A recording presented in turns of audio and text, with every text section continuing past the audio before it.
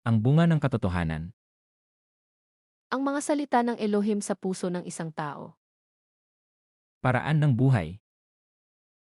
Apokalipsis 4:3. Hebreo 10:20. 11. Ang bunga ng katotohanan. Ang heartland. Alisin ang kasinungalingan sa iyong puso at gawin itong mabuting lupa, maghasik ng mga binhi ng katotohanan, at magbunga sa pamamagitan ng paglinang ng katotohanan. Pagbawi ng lupa. Hanapin ang kasinungalingan na sinasabi ng Biblia na itapon o huwag gawin, alisin ito sa iyong puso, at gawin itong matabang lupa. Pagtatanim ng mga binhi ng katotohanan. Hanapin ang katotohanan na sinasabi ng Biblia na panatilihin, at itanim ang binhi ng katotohanan sa pusong bukid na gawa sa matabang lupa, linangin ito at magbunga ng katotohanan. Ang bunga ng katotohanan. Ang bunga ng katotohanan. Proyek. 1. Proyek, itapon mo. 2. Proyek, wag na. 3. Proyek, panatilihin ito. 4. Proyek, gawin mo. IV. Proyek, gawin mo. Alisin ang kasinungalingan sa iyong puso at gawin itong mabuting lupa. Paraan ng buhay. Apokalipsis 4:3. Hebreo 10:20. Unang Timoteo Kapitulo 1 Bersikulo 19. Naingatan mo ang pananampalataya at ang mabuting budhi, na nang ito'y itakwil ng iba sa kanila, ay nangabagbag tungkol sa pananampalataya. Na may pananampalataya at malinis na budhi. May mga taong hindi sumunod sa kanilang budhi, at dahil dito'y winasak nila ang kanilang pananampalataya. Unang Timoteo Kapitulo 2 Bersikulo 1. Una-una nga sa lahat ng mga bagay, ay iniaaral ko na manaing, manalangin, mamagitan, at magpasalamat na patungkol sa lahat ng mga tao.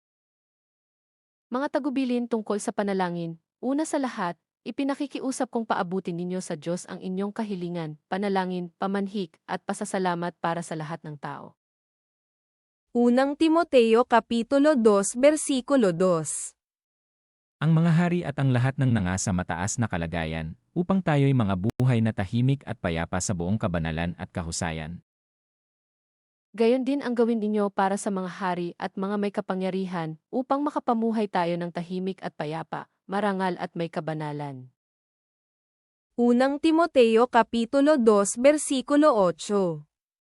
Ibig ko ngang ang mga tao'y magsipanalangin sa bawat dako, na iunat ang mga kamay na banal, na walang galit at pakikipagtalo. Ibig kong ang mga lalaki sa lahat ng dako'y manalangin may malinis na kalooban, walang hinanakit o galit sa kapwa. Unang Timoteo Kapitulo 2 Bersikulo 9.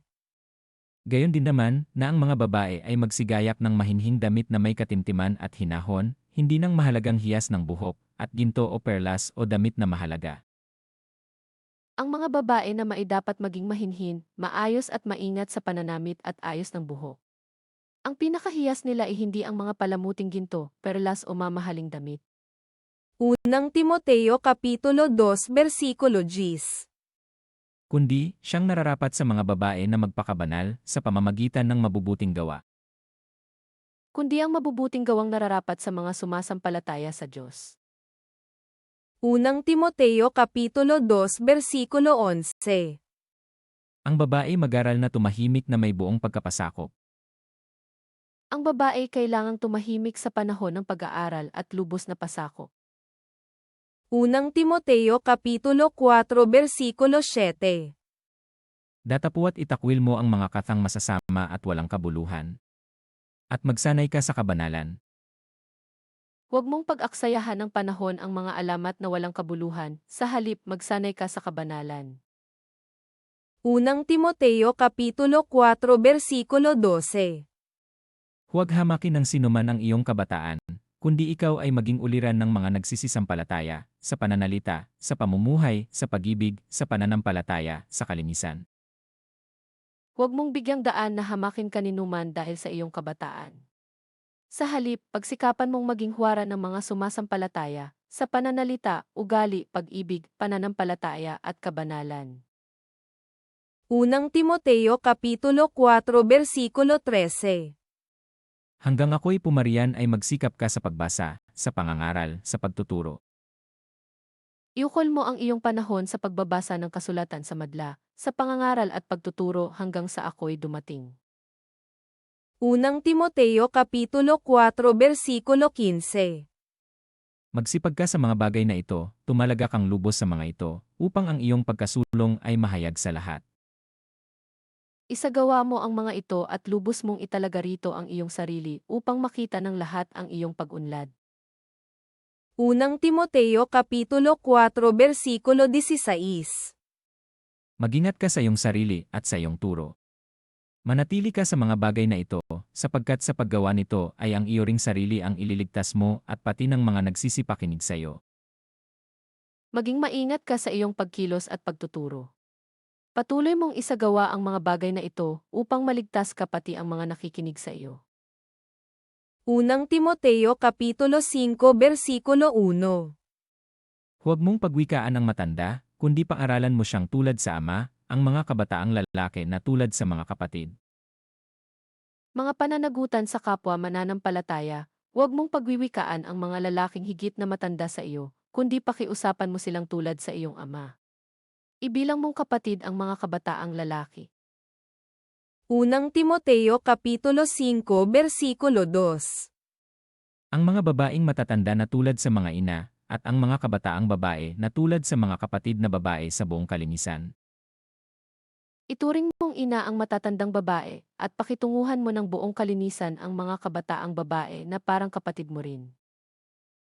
Unang Timoteo Kapitulo 5 Versikulo 3. Papurihan mo ang mga babaeng bao na tunay na bao. Igalang mo tulungan ang mga babaeng balo na walang ibang maaasahan sa buhay. Unang Timoteo Kapitulo 5 Versikulo 4. Ngunit kung ang sinumang babaeng bao ay may mga anak o mga apo, magsipag-aral ang mga ito muna ng pamamahalang may kabanalan sa kanilang sariling sangbahayan, at magsiganti sa kanilang mga magulang, sapagkat ito'y nakalulugod sa paningin ng Diyos. Kung ang isang babaeng balo ay may mga anak o apo, ang mga ito ang dapat kumalinga sa kanilang magulang bilang pagtanaw ng utang na loob, sapagkat ito ang nakalulugod sa Diyos. Unang Timoteo Kapitulo 5 Versikulo 16. Kung ang sinumang babaeng nanampalataya ay may inaampong mga babaeng bao, ay umabuloy sa kanila, at huwag pabigatan ang iglesia, upang maabuluyan nito ang mga tunay na bao. Kailangang alagaan ng mga babaeng mananampalataya ang kamag-anak nilang balo nang hindi sila maging dalahin ng iglesia. Sa gayon, ang pansin ng iglesia ay maiukol na sa mga balo na walang ibang inaasahan. Unang Timoteo Kapitulo 5 Versikulo 17. Ang mga matanda na nagsisipamahalang mabuti ay ariing may karapatan sa ibayong kapurihan, lalong-lalo na ang mga nangagpapagal sa salita at sa pagtuturo. Pag-ibayuhin ninyo ang ibinibigay sa matatandang, mahusay mamahala, lalo na yaong nangangaral at nagtuturo ng salita ng Diyos. Unang Timoteo Kapitulo 5 Versikulo 20. Sila na mga nagkakasala ay paalalahanan mo sa harapan ng lahat upang ang iba na may mga takot. Pagsabihan mo sa harapan ng lahat ang sinumang ayaw tumigil sa paggawa ng masama para matakot ang iba. Unang Timoteo Kapitulo 5 Versikulo 22. Huwag mong ipatong na madalian ang iyong mga kamay sa kanino man, ni huwag kang makaramay sa mga kasalanan ng iba, ingatan mong malinis ang iyong sarili. Huwag mong ipapatong agad ang iyong kamay sa sinuman upang bigyan ito ng kapangyarihang mamahala. Ingatan mong huwag masangkot sa kasalanan ng iba. Manatili kang walang dungis. Unang Timoteo Kapitulo 6 Versikulo 1. Ang lahat ng mga alipin na nangasa ilalim ng pamatok ay ariin ang kanilang mga Panginoon na karapat-dapat sa buong kapurihan, upang ang pangalan ng Diyos at ang aral ay huwag malapastangan. Dapat igalang ng mga alipin ang kanilang Panginoon para walang masabi laban sa pangalan ng Diyos at sa ating aral. Unang Timoteo Kapitulo 6 Versikulo 2. At ang mga may Panginoong nagsisisampalataya ay huwag mayamot sa kanila, sapagkat sila'y pawang magkakapatid, kundi bagkus paglingkuran nila silang mabuti, sapagkat nagsisipanampalataya at mga minamahal ang mga nagsisitanggap ng kapakinabangan. Iyong ituro at iaral ang mga bagay na ito. Hindi dapat hamakin ng mga alipin ang kanilang Panginoon dahil sa sila'y magkapatid sa pananampalataya. Dapat pa nga nilang pagbutihin ang paglilingkod sapagkat ang pinaglilingkuran nila ay kaisa sa pananampalataya at pag-ibig. Ang pakikipagtalo at ang pag-ibig sa salapi, ituro mo't ipatupad ang mga bagay na ito. Unang Timoteo Kapitulo 6 Versikulo 12. Makipagbaka ka ng mabuting pakikipagbaka ng pananampalataya, manangan ka sa buhay na walang hanggan, na dito'y tinawag ka, at ipinahayag mo ang mabuting pagpapahayag sa harapan ng maraming mga saksi. Gawin mo ang buo mong makakaya sa pakikibaka alang-alang sa pananampalataya at kakamtan mo ang buhay na walang hanggan, yamang diyan ka tinawag ng Diyos nang ipahayag mo sa harapan ng maraming saksi ang iyong pananampalataya. Unang Timoteo Kapitulo 6 Versikulo 17. Ang mayayaman sa sanglibutang ito, ay pagbilinan mo na huwag magsipagmataas ng pag-iisip, at huwag umasa sa mga kayamanang di nananatili, kundi sa Diyos na siyang nagbibigay sa ating sagana ng lahat ng mga bagay upang ating ikadala. Sabihin mo sa mayayaman na huwag magmataas, huwag silang umasa sa kayamanang di mananatili, kundi sa Diyos na masaganang nagkakaloob ng lahat ng bagay sa ating ikasisiya. Unang Timoteo Kapitulo 6 Versikulo 18. Na sila'y magsigawa ng mabuti, na sila'y magsyaman sa mabuting gawa, na sila'y maging handa sa pamimigay, maibigin sa pamamahagi. Turuan mo silang gumawa ng mabuti, magpakayaman sa mabubuting gawa, maging bukas ang palad at matulungin sa kapwa. Unang Timoteo Kapitulo 6 Versikulo 20. O Timoteo, ingatan mo ang ipinagkatiwala sa iyo, na ilagan mo ang mga usapan na walang kabuluhan at ang mga pagsalungat ng maling tawag na kaalaman. Timoteo, pakaingatan mo ang ipinagkatiwala sa iyo. Iwasan mo ang mga usapang di nakalulugod sa Diyos at ang pangangatwiran ng lisyang karunungan. Ikalawang Timoteo Kapitulo 1 Versikulo 8. Huwag mo ngang ikahiya ang pagpapatotoo sa ating Panginoon, ni ako na bilanggo niya, kundi magtiis ka ng mga kahirapan dahil sa Ebanghelyo ayon sa kapangyarihan ng Diyos. Kaya't huwag mong ikahihiya ang pagpapatotoo tungkol sa Panginoon o ang aking pagkabilanggo dahil sa Kanya. Sa halip, makihati ka sa kahirapan dahil sa mabuting balita, sa tulong ng Diyos. Ikalawang Timoteo Kapitulo 2 Versikulo 2. At ang mga bagay na iyong narinig sa akin sa gitna ng maraming saksi, ay siya mo ring ipagkatiwala sa mga taong tapat, na makapagtuturo naman sa mga iba. Ang mga narinig mo sa akin sa harapan ng maraming saksi, ay ituro mo sa mga taong mapagkakatiwala ang magturo naman sa iba. Ikalawang Timoteo Kapitulo 2 Versikulo 7. Isipin mo ang sinasabi ko, sapagkat bibigyan ka ng Panginoon ng pagkaunawa sa lahat ng mga bagay. Dilidilihin mong mabuti ang sinasabi ko sa iyo at ipaunawa sa iyo ng Diyos ang lahat ng ito. Ikalawang Timoteo Kapitulo 2 Versikulo 8. Alalahanin mo si Jesucristo na muling nabuhay sa mga patay, sa binhi ni David, ayon sa aking Ebanghelyo. Alalahanin mo si Jesucristo, ang nagmula sa angkan ni David at ang muling nabuhay. Ito ang mabuting balitang ipinangangaral ko. Ikalawang Timoteo Kapitulo 2 Versikulo 14. Ipaalaala mo sa kanila ang mga bagay na ito, na sila'y pagbilinan sa paningin ng Panginoon, na sila'y huwag makipagtalo tungkol sa mga salitaan na hindi mapapakinabangan sa ikapapahamak ng mga nakikinig. Ipaalaala mo sa kanila ang mga bagay na ito at pagbilinan mo sila, sa ngalan ng Diyos, na huwag magtalo-talo ng walang kabuluhan. Walang ibubungang mabuti ang ganitong pagtatalo, manapay kapahamakan ng nakikinig. Ikalawang Timoteo Kapitulo 2 Versikulo 15.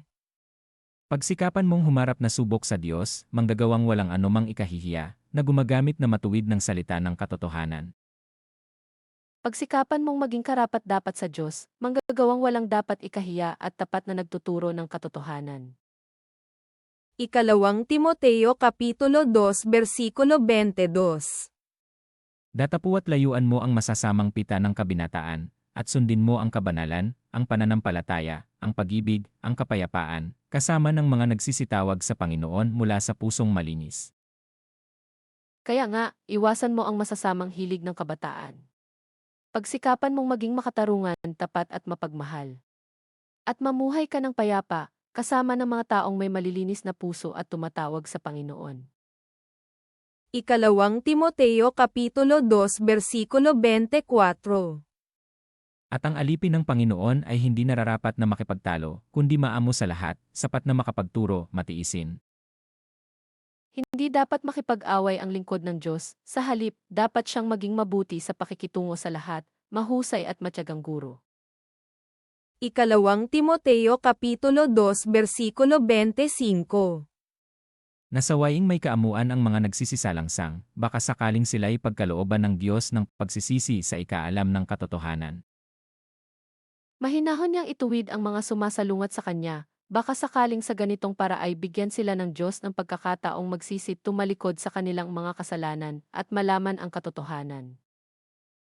Ikalawang Timoteo Kapitulo 4 Versikulo 2. Ipangaral mo ang salita, magsikap ka sa kapanahunan, at sa di kapanahunan, sumawata ka, sumaway ka, mangaral ka na may buong pagpapahinuhod at pagtuturo. Ipangaral mo ang salita ng Diyos, napapanahon man o hindi, hikayatin mo, pagsabihan, at patatagin ang loob ng mga tao sa pamamagitan ng matyagang pagtuturo. Ikalawang Timoteo Kapitulo 4 Versikulo 5. Ngunit ikaw ay magpigil sa lahat ng mga bagay, magtiis ka ng mga kahirapan, gawin mo ang gawa ng evangelista, ganapin mo ang iyong ministeryo. Kaya, maging mapagpigil ka sa lahat ng oras. Pagtiisan mo ang mga kahirapang dumarating sa iyo. Gampanan mo ang tungkulin ng isang mangangaral ng mabuting balita. Tupdin mo ang iyong mga tungkulin bilang tagapaglingkod ng Diyos. Tito Kapitulo 1 Versikulo 8. Kundi mapagpatuloy, maibigin sa mabuti, mahinahon ang pag-iisip, matuwid, banal, mapagpigil. Bukas ang tahanan, maibigin sa kabutihan, may sariling bait, tapat makitungo sa kapwa, masunurin sa Diyos, at marunong magpigil sa sarili. Tito Kapitulo 2 Versikulo 2. Na ang matatandang lalaki ay maging mapagpigil, mahusay, mahinahon ang pag-iisip, magagaling sa pananampalataya, sa pag-ibig, sa pagtitiis. Sabihin mo sa matatandang lalaki na sila'y maging mahinahon, marangal, matimpi, matatag sa pananampalataya at pag-ibig, at matyaga. Tito Kapitulo 2 Versikulo 3. Nagayon din ang matatandang babae ay maging magalang sa kanilang kilos, hindi palabintangin ni paalipin man sa maraming alak, mga guro ng kabutihan. Sa matatandang babae naman sabihin mong sila'y mamuhay ng maayos, huwag maninirang puri at huwag mahilig sa alak, magturo sila ng mabuti. Tito Kapitulo 2 Versikulo 3. Upang kanilang maturuan ang mga babaeng may kabataan na magsiibig sa kanikanyang asawa, magsiibig sa kanilang mga anak, mangagpakahinahon. Upang maakay nila ang mga kabataang babae na magmahal sa sariling asawa at mga anak. Tito Kapitulo 2 Versikulo 5. Mangagpakahinahon, mangagpakalinis, mangagpakasipag sa bahay, magagandang loob, pasakop sa kanikanyang asawa, upang huwag lapastanganin ang salita ng Diyos. Ang mga babaeng ito'y kailangan din nilang turuang maging mahinahon, malinis ang isipan, masipag, mabait, at masunurin sa kanilang asawa upang walang masabi laban sa salita ng Diyos. Tito Kapitulo 2 Versikulo 6. Iaral mo rin naman sa mga bagong tao na sila'y mangagpakahinahon ng pag-iisip. Pagbilinan mo rin ang mga kabataang lalaki na sila'y magpigil sa sarili. Tito Kapitulo 2 Versikulo 7. Sa lahat ng mga bagay ay magpakilala kang ikaw ay isang uliran sa mabubuting gawa, at sa iyong aral ay ipakilala mo ang walang kamalian ang kahusayan. Sa lahat ng paraan, magpakita ka ng magandang halimbawa. Maging tapat ka sa iyong pagtuturo at huwag itong aariing biro. Tito Kapitulo 2 Versikulo 8. Pangungusap na magaling na di mahahatulan, upang sila na nasa kabilang panig ay mahiya, nang walang anumang masamang masabi tungkol sa atin. Wastong pangungusap ang lagi mong gagamitin upang hindi mapintasan ni numan ang sinasabi mo. Sa gayon, mapapahiya ang ating mga kalaban sapagkat wala silang maipaparatang sa atin. Tito Kapitulo 2 Versikulo 9. Iaral mo sa mga alipin na sila'y pasakop sa kanikanyang Panginoon, at kanilang kalugdan sa lahat ng mga bagay, at huwag mga masagutin. Pagbilinan mo rin ang mga alipin na maging masunurin sa kanilang Panginoon, huwag matutol, sikapin nilang maging kasiyasya ang kanilang paglilingkod. Tito Kapitulo 2 Versikulo 10. Huwag mangagdaya, kundi mangagpakita ng buong buting pagtatapat, upang pamutihan sa lahat ng mga bagay ang aral ng Diyos na ating tagapagligtas. Sabihin mo sa kanilang huwag mang-umit, kundi maging tapat sa lahat ng bagay, upang maipakita nila ang kagandahan ng mga aral ng Diyos na ating tagapagligtas. Tito Kapitulo 3 Versikulo 1. Ipaalala mo sa kanilang pasakop sa mga pinuno, sa mga may kapangyarihan, na mangagmasunurin na humanda sa bawat gawang mabuti. Ang dapat na maging ugali ng mga Kristiyano, paalalahanan mo silang pasakop sa mga pinuno at mga may kapangyarihan, sundin ang mga ito, at maging handa sa paggawa ng mabuti. Tito Kapitulo 3 Versikulo 2.